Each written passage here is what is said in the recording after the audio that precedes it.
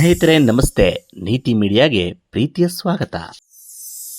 ಗೆಳೆಯರೇ, ಕಳೆದ ನವೆಂಬರ್ ತಿಂಗಳಿನಿಂದ ಸಿಎಂ ಕುರ್ಚಿಗಾಗಿ ಸೆಣಸುತ್ತಿರುವ ಡಿಕೆ ಸಹೋದರರ ತಾಳ್ಮೆಯ ಕಟ್ಟೆಯೊಡೆದಿದೆ. ಡಿಕೆ ಶಿವಕುಮಾರ್ ಮತ್ತು ಡಿಕೆ ಸುರೇಶ್ ಮಾಡು ಇಲ್ಲವೇ ಮಡಿ ಹೋರಾಟಕ್ಕೆ ಧುಮುಕಿದ್ದಾರೆ. ಮುಖಕ್ಕೆ ಮುಖ ಕೊಡದೆ ತಪ್ಪಿಸಿಕೊಳ್ಳುತ್ತಿರುವ, ಎದುರಿಗೆ ಸಿಕ್ಕಾಗ ದಿಲ್ಲಿಗೆ ಬನ್ನಿ ಮಾತನಾಡೋಣ ಎಂದು ಜಾರಿಕೊಳ್ಳುತ್ತಿರುವ, ದಿಲ್ಲಿಗೆ ಹೋದರೆ ಅಲ್ಲಿ ಭೇಟಿಗೆ ಸಿಗದೆ ಆಟ ಆಡಿಸುತ್ತಿರುವ ರಾಹುಲ್ ಗಾಂಧಿಗೆ ಬಿಸಿ ಮುಟ್ಟಿಸಲು ಸರ್ವ ಸಿದ್ಧತೆ ನಡೆಸಿದ್ದಾರೆ.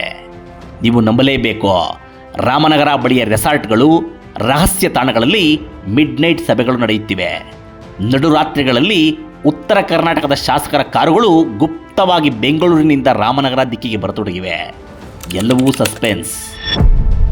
ಹೆಜ್ಜೆಯ ಗುರುತನ್ನು ಅಳಿಸಿ ಹಾಕುವಂತಹ ಸೀಕ್ರೆಟ್.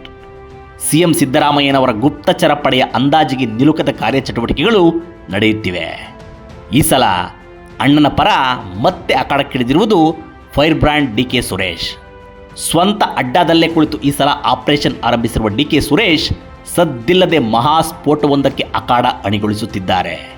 ನವೆಂಬರ್ನಲ್ಲಿ ಒಂದೇ ಒಂದು ಮಾಧ್ಯಮ ಗೋಷ್ಠಿ ಮೂಲಕ ರಾಜ್ಯ ರಾಜಕೀಯದಲ್ಲಿ ಧೂಳೆಬ್ಬಿಸಿ ಸಿದ್ದರಾಮಯ್ಯ ಅವರಿಗೆ ಕೊಟ್ಟ ಮಾತು ನೆನಪಿಸಿದ್ದ ಡಿಕೆ ಸುರೇಶ್ ಆನಂತರ ಅಣ್ಣನ ಮಾತು ಕೇಳಿ ಆಕ್ರಮಣಕಾರಿ ನಡೆ ಕೈಬಿಟ್ಟಿದ್ದರು. ಆದರೆ ತಮ್ಮ ಸಹೋದರ ಸ್ಫೋಟಿಸಿದ್ದ ಬಂಡಾಯದ ಕಾವನ್ನು ಅಸ್ತ್ರ ಮಾಡಿಕೊಂಡು ಹೈಕಮಾಂಡ್ ಮಣಿಸುವಲ್ಲಿ ಡಿಕೆಶಿ ಸೋತರು. ವರಿಷ್ಠರು ಬೀಸಿದ ತಂತ್ರಗಾರಿಕೆಯ ಬಲೆಯೊಳಗೆ ಸಿಲುಕಿ ತಮ್ಮ ಪರ ಎದ್ದಿದ್ದ ಅಲೆಯನ್ನು ತಾವೇ ಹಾಳು ಮಾಡಿಕೊಂಡರು. ಕಣ್ಣ ಮುಂದೆಯೇ ತಾನು ಎಬ್ಬಿಸಿದ್ದ ಅಲೆಯನ್ನು ಕುಗ್ಗಿಸಿದ ವರಿಷ್ಠರ ಆಟಕ್ಕೆ ಚೆಕ್ಮೇಟ್ ಇಡಲು ಈಗ ಮತ್ತೆ ರೆಬಲ್ ಸುರೇಶ್ ಅಖಾಡಕ್ಕಿಳಿದಿದ್ದಾರೆ. ಅಣ್ಣನನ್ನು ನಂಬಿಕೊಂಡರೆ ನಮ್ಮ ಕತೆ ಮುಗಿದಂತೆಯೇ ಅಂತ ಯಾವಾಗ ಅನಿಸಿತೋ ಬಂಡೆ ಬ್ರದರ್ ಅಸಲಿ ಆಟ ಶುರುಬಿಟ್ಟಿದ್ದಾರೆ.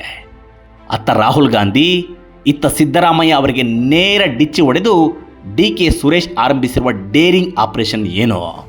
ರಾಮನಗರ ಸುತ್ತಮುತ್ತಲಿನ ರೆಸಾರ್ಟ್ಗಳು, ರಹಸ್ಯ ತಾಣಗಳಲ್ಲಿ ಸುರೇಶ್ ನಡೆಸುತ್ತಿರುವ ಶಾಸಕರ ಮಿಡ್ ನೈಟ್ ಸಭೆಗಳ ಸೀಕ್ರೆಟ್ ಏನು? ಉತ್ತರ ಕರ್ನಾಟಕದ 40 MLAಗಳಿಗೆ ಡಿಕೆಶಿ ನಂಬುವ ದೈವ ನೊಣವಿನಕೆರೆ ಅಜ್ಜಯ್ಯನ ಪ್ರಸಾದ ತಲುಪಿಸಲಾಗಿದೆ ಎನ್ನುವ ವಿಚಾರದ ಅಸಲಿ ಮರ್ಮವೇನೋ? ಎಲ್ಲವನ್ನೂ ತಿಳಿಯೋಣ ಬನ್ನಿ. ಕಟ್ಟ ಕಡೆಯವರೆಗೂ ಈ ಸೆನ್ಸೇಷನ್ ವಿಡಿಯೋ ನೋಡಬನ್ನಿ. ಅದಕ್ಕೂ ಮುನ್ನ ತಮ್ಮಲ್ಲೊಂದು ಮನವಿ, ನೀವು ನೀತಿ ಮೀಡಿಯಾ ಚಾನಲ್ ಸಬ್ಸ್ಕ್ರೈಬ್ ಮಾಡಿಲ್ಲದಿದ್ದರೆ ಈಗಲೇ ಮಾಡಿ, ನಮ್ಮನ್ನು ಬೆಂಬಲಿಸಿ, ಪ್ರೋತ್ಸಾಹಿಸಿ.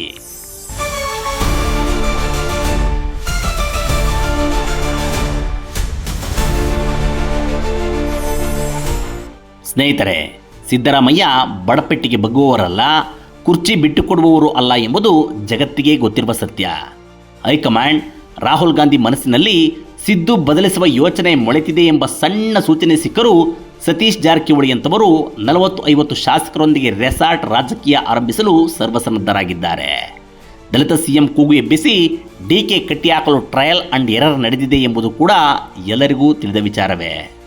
ಹೀಗಿರುವಾಗ ನಾವು ಆಕ್ರಮಣಕಾರಿ ಆಟಕ್ಕಿಳಿದರೆ ಸರ್ಕಾರಕ್ಕೆ ಗಂಡಾಂತರ ಬರಬಹುದು ಎಂದು ಸುಮ್ಮನಿರುವುದರಿಂದ ನಮ್ಮ ಪಕ್ಷ ನಿಷ್ಠೆಯನ್ನೇ ದೌರ್ಬಲ್ಯ ಮಾಡಿಕೊಂಡು ವರಿಷ್ಠರು ಆಟ ಆಡುತ್ತಿದ್ದಾರೆ ಎಂಬುದು ಡಿಕೆ ಸುರೇಶ್ ಅವರಿಗೆ ಮನದಟ್ಟಾಗಿದೆ.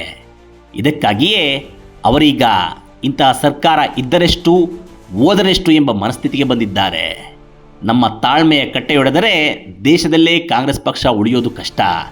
ಇದೇ ಪಕ್ಷವನ್ನು ಉಳಿಸಲು ಇಡೀ ದೇಶವನ್ನು ಕೈಯಲ್ಲಿಡಿದು ಕೂತಿರುವ ಮೋದಿ, ಅಮಿತ್ ಶಾ ಅವರನ್ನೇ ನಾವು ಎದುರು ಹಾಕಿಕೊಂಡಿದ್ದೆವು. ಪಕ್ಷಕ್ಕಾಗಿ ಪಡಬಾರದ ಕಷ್ಟಪಟ್ಟು ಉಪವಾಸ, ವನವಾಸ ಅನುಭವಿಸಿದ್ದೆವು. ಇಂತಹ ಪಕ್ಷವೇ ನಮಗೆ ಮೋಸ ಮಾಡುತ್ತಿದೆ ಅಂದ ಮೇಲೆ ಅದು ಇದ್ದರೆಷ್ಟು ಹೋದರೆಷ್ಟು? ಅಂತಹ ಮೋದಿ, ಶಾಗೆ ಸೆಡ್ಡು ಹೊಡೆದ ನಮಗೆ ಮತ್ತೊಂದು ರಾಜ್ಯದಲ್ಲಿ ಅಧಿಕಾರ ಹೊಂದಿರುವ ರಾಹುಲ್ ಗಾಂಧಿ ಎದುರು ಹಾಕಿಕೊಳ್ಳುವುದು ಕಷ್ಟವಲ್ಲ. ನಮ್ಮ ಜೊತೆ ಕಣ್ಣಾಮುಚ್ಚಾಲೆ ಆಟ ಬಿಟ್ಟು ಬಿಡಿ ಎಂಬ ಸಂದೇಶವನ್ನು ಸುರೇಶ್ ಮೊನ್ನೆ ಮಾಧ್ಯಮಗಳ ಮೂಲಕ ಕಾಂಗ್ರೆಸ್ ಹೈಕಮಾಂಡ್ ಮತ್ತು ಸಿದ್ದರಾಮಯ್ಯ ಅವರಿಗೆ ತಲುಪಿಸಿದ್ದಾರೆ. ಚುನಾವಣೆಗೆ ಬ್ಯಾಲೆಟ್ ಅವಶ್ಯಕತೆ ಇಲ್ಲ, ಮತಪತ್ರ ಬಿಟ್ಟು ನಾವೀಗ ಒಂದು ಹೆಜ್ಜೆ ಮುಂದೆ ಬಂದಿದ್ದೇವೆ ಎನ್ನುವ ಹೇಳಿಕೆ ನೀಡಿರುವ ಡಿಕೆ ಸುರೇಶ್ EVM ವಿರುದ್ಧ ಹೋರಾಟ ನಡೆಸುತ್ತಿರುವ ರಾಹುಲ್ ಗಾಂಧಿಗೆ ನೇರ ಡಿಚ್ಚಿ ಕೊಡೆದಿದ್ದಾರೆ. ರಾಜಕಾರಣದಲ್ಲಿ ಅಧಿಕಾರವೂ ಶಾಶ್ವತವಲ್ಲ, ತಾಳ್ಮೆಯೂ ಶಾಶ್ವತವಲ್ಲ. ಇಲ್ಲಿ ನಂಬಿಕೆಗಳು ಮುಖ್ಯವಾಗುತ್ತವೆ ಎನ್ನುವ ಮೂಲಕ ಸಿದ್ದರಾಮಯ್ಯ ಅವರಿಗೆ ಎದುರೇಟು ಕೊಟ್ಟಿದ್ದಾರೆ. ಒಬ್ಬ ಪಂಚಾಯಿತಿ ಅಧ್ಯಕ್ಷನೂ ಬಡಪೆಟ್ಟಿಗೆ ಅಧಿಕಾರ ಬಿಡುವುದಿಲ್ಲ. ಹೀಗಿರುವಾಗ ಸಿದ್ದರಾಮಯ್ಯ ಸುಲಭವಾಗಿ ಕುರ್ಚಿ ಬಿಡುತ್ತಾರೆ ಎನ್ನುವ ಭ್ರಮೆಯಲ್ಲಿ ನಾವಿಲ್ಲ. ಎಲ್ಲವೂ ಅಂತ್ಯವಾಗುತ್ತದೆ ಎನ್ನುವ ಮಾರ್ಮಿಕ ಮಾತಿನಲ್ಲಿ ತಿವಿದಿರುವ ಸುರೇಶ್ ಕುರ್ಚಿ ಖಾಲಿ ಮಾಡಿಸುವ ಶಕ್ತಿ ನಮ್ಮಲ್ಲಿದೆ ಎಂಬ ಮೆಸೇಜ್ ರವಾನಿಸಿದ್ದಾರೆ. ಅವರ ಖಡಕ್ ಮಾತಿನ ಹಿಂದೆ ರಹಸ್ಯವಾಗಿ ಶಾಸಕರ ಶಕ್ತಿ ಸಂಪಾದನೆ ಮಾಡುತ್ತಿರುವುದರ ಕುರುಹುಗಳಿವೆ.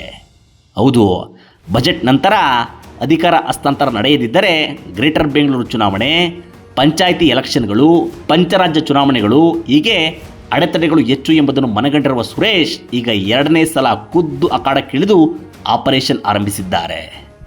ಮತ್ತೆ ಶಾಸಕರ ಸಂಖ್ಯಾಬಲ ಹೆಚ್ಚಿಸಿಕೊಳ್ಳಲು ಕಾರ್ಯಾಚರಣೆ ಶುರುವಿಟ್ಟಿದ್ದಾರೆ. ಉತ್ತರ ಕರ್ನಾಟಕದ MLAಗಳನ್ನು ತಾವಿರುವ ಜಾಗಕ್ಕೆ ಕರೆಸಿಕೊಂಡು ಅಸಲಿ ಚರ್ಚೆ ಆರಂಭಿಸಿದ್ದಾರೆ. ಈ ಸಲ DKಶಿ ನಂಬಿ ಆರಾಧಿಸುವ ತಿಪಟೂರಿನ ನೊಣವಿನಕೆರೆ ಅಜ್ಜಯ್ಯನ ಪ್ರಸಾದದ ಜೊತೆ ವ್ಯವಹಾರ ಶುರುವಾಗಿದೆ. ಏನದು ಪ್ರಸಾದ? ಯಾವೆಲ್ಲ ಶಾಸಕರು ಮತ್ತೆ ಬಂಡೆ ಬಣದತ್ತ ಆಕರ್ಷಿತರಾಗುತ್ತಿದ್ದಾರೆ? ಮುಂದಿನ ಭಾಗದಲ್ಲಿ ತಿಳಿಯೋಣ ಬನ್ನಿ.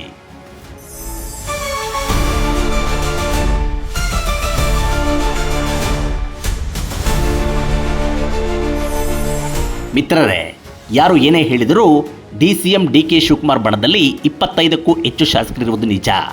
ಇವರೆಲ್ಲ ಗಟ್ಟಿಯಾಗಿ ಬಂಡೆ ಬಣದಲ್ಲಿ ನಿಂತವರು. ಕುಣಿಗಲ್ನ ಡಾಕ್ಟರ್ ರಂಗನಾಥ್, ಮಂಡ್ಯದ ರವಿಗಣಿಗ, ಮದ್ದೂರಿನ ಉದಯ್ ಗೌಡ, ಮಾಗಡಿಯ ಬಾಲಕೃಷ್ಣ, ರಾಮನಗರದ ಇಕ್ಬಾಲ್ ಹುಸೇನ್, ಶ್ರೀರಂಗಪಟ್ಟಣದ ರಮೇಶ್ ಬಂಡಿಸಿದ್ದೇಗೌಡ, ಗುಬ್ಬಿಯ ಶ್ರೀನಿವಾಸ್, ಚನ್ನಗಿರಿಯ ಶಿವಗಂಗಾ ಬಸವರಾಜ್, ಕಡೂರು ಆನಂದ್, ಚಿಕ್ಕಮಗಳೂರಿನ ತಮ್ಮಯ್ಯ, ಮೂಡಿಗೆರೆಯ ನಯನಾ ಮೋಟಮ್ಮ, ಚಿತ್ರದುರ್ಗದ ವೀರೇಂದ್ರ ಪಪ್ಪಿ, ಭದ್ರಾವತಿಯ ಸಂಗಮೇಶ್, ಧಾರವಾಡದ ವಿನಯ್ ಕುಲಕರ್ಣಿ DK ಶಿವಕುಮಾರ್ ಜೊತೆ ಇರುವುದು ಎಲ್ಲರಿಗೂ ಗೊತ್ತಿರುವಂಥದ್ದೇ. ಹಾಗೆಯೇ ಬೆಳಗಾವಿ ಗ್ರಾಮಾಂತರದ ಲಕ್ಷ್ಮೀ ಹೆಬ್ಬಾಳ್ಕರ್, ಸಿಂದಗಿಯ ಅಶೋಕ್ ಮನಗೂಳಿ, ಹೊಸಕೋಟೆಯ ಶರತ್ ಬಚ್ಚೇಗೌಡ, ಗೌರಿಬಿದನೂರಿನ ಪುಟ್ಟಸ್ವಾಮಿ ಗೌಡ, ಆನೇಕಲ್ನ ಶಿವಣ್ಣ, ನೆಲಮಂಗಲದ ಶ್ರೀನಿವಾಸ್, ಬಳ್ಳಾರಿಯ ಭರತ್ ರೆಡ್ಡಿ ಹೀಗೆ ಕಟ್ಟಾ ಬೆಂಬಲಿಗ ಶಾಸಕರು ಯಾವುದೇ ಪರಿಸ್ಥಿತಿಯಲ್ಲಿ DK ಬ್ರದರ್ಸ್ಗೆ ಕೈಕೊಡುವ ಲಕ್ಷಣಗಳಿಲ್ಲ. ಕೊರತೆ ಇರುವುದು ಉತ್ತರ ಕರ್ನಾಟಕದಲ್ಲಿ. ಕಳೆದ ಡಿಸೆಂಬರ್ನಲ್ಲಿ ಆ ಭಾಗದ ಅನೇಕ ಶಾಸಕರು DK ಶಿವಕುಮಾರ್ ಜೊತೆ ಇದ್ದರು. ರಾಣಿಬೆನ್ನೂರಿನ ಪ್ರಕಾಶ್ ಕೋಳಿವಾಡ್ ಅವರಿಂದ ಹಿಡಿದು ಸಾಗರದ ಬೇಳೂರು ಗೋಪಾಲಕೃಷ್ಣ ಅವರಿಗೆ, ಕಿತ್ತೂರಿನ ಬಾಬಾ ಸಾಹೇಬ್ ಪಾಟೀಲ್ ಅವರಿಂದ ಹಿಡಿದು ಆನಗಲ್ನ ಶ್ರೀನಿವಾಸ್ ಮಾನೆ ಅವರವರೆಗೆ ದೊಡ್ಡ ಶಾಸಕರ ದಂಡು ಬಂಡೆ ಬಣದಲ್ಲಿ ಗುರುತಿಸಿಕೊಂಡಿತ್ತು.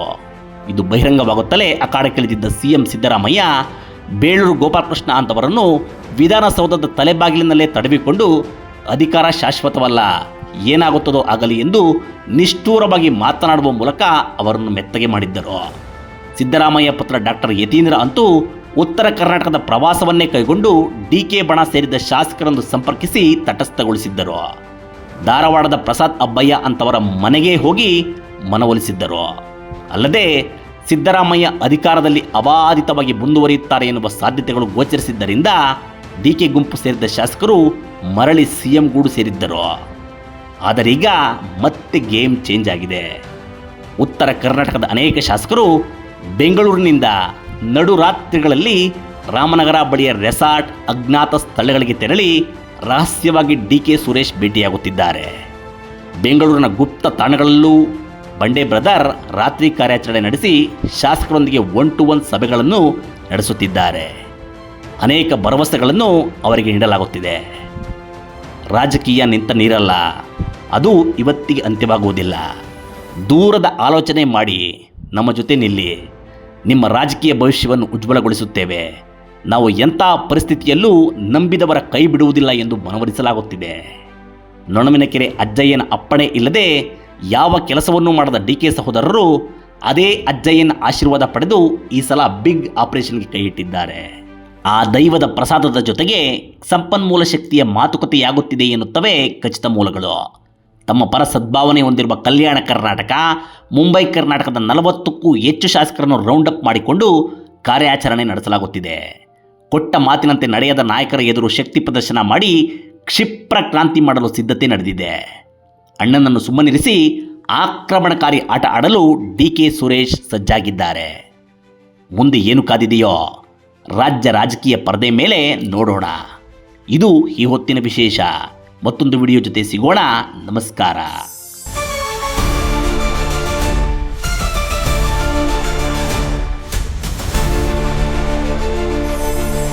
ನಿರಂತರ ವಿಡಿಯೋಗಳಿಗಾಗಿ ನೀತಿ ಮೀಡಿಯಾ ಯೂಟ್ಯೂಬ್ ಚಾನೆಲ್ ಸಬ್ಸ್ಕ್ರೈಬ್ ಮಾಡಿ. ಹೊಸ ವಿಡಿಯೋಗಳ ಅಪ್ಡೇಟ್ಗಾಗಿ ಬೆಲ್ ಐಕಾನ್ ಕ್ಲಿಕ್ ಮಾಡಿ. ನಿಮಗೆ ಇಷ್ಟವಾಗಿರೋ ಈ ವಿಡಿಯೋ ಶೇರ್ ಮಾಡಿ, ಕಮೆಂಟ್ ಮಾಡೋದು ಮರಿಬೇಡಿ.